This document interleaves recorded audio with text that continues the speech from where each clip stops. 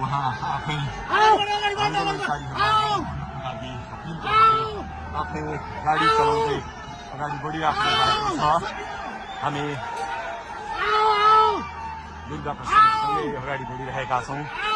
यहाँ निकै ठुलो मात्रामा युवाहरूको उपस्थिति देख्न सकिन्छ। निकै ठुलो मात्रामा युवाहरूको उपस्थिति, प्रहरीको बार तोडेर दुर्गा प्रसाई आफै अगाडि बढ्दै हुनुहुन्छ। प्रहरी भेलामा प्रहरीलाई गाडीले पेलेर दुर्गा प्रसाई अगाडि बढ्दै हुनुहुन्छ।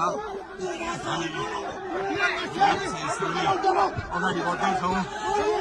जहाँ कसैले रोक्न सक्ने अवस्था छैन, कसैले प्रहरीलाई पेलेर अगाडि बढिरहेको भएको छ। प्रहरी गाडीको चाबी खोज्न लागि परेको छ र दुर्गा प्रसाईले प्रहरीको एक लेयर तोडिसक्नु भएको छ र अब अगाडि सशस्त्र प्रहरीको टोली रहेको छ।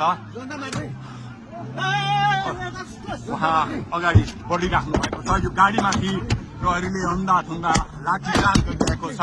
तपाईँ देख्न सक्नुहुन्छ दुर्गा प्रसाईको गाडीलाई प्रहरीले रोकिराखेको अवस्था। उहाँले यो प्रहरीका सम्पूर्ण सुरक्षा घेरा तोडेर दुर्गा प्रसाई अगाडि बढ्नु भएको छ र यति बेला किनखुनेको यो पुलबाट अगाडि बढिसकेको छ। यो दृश्य अगाडिपट्टि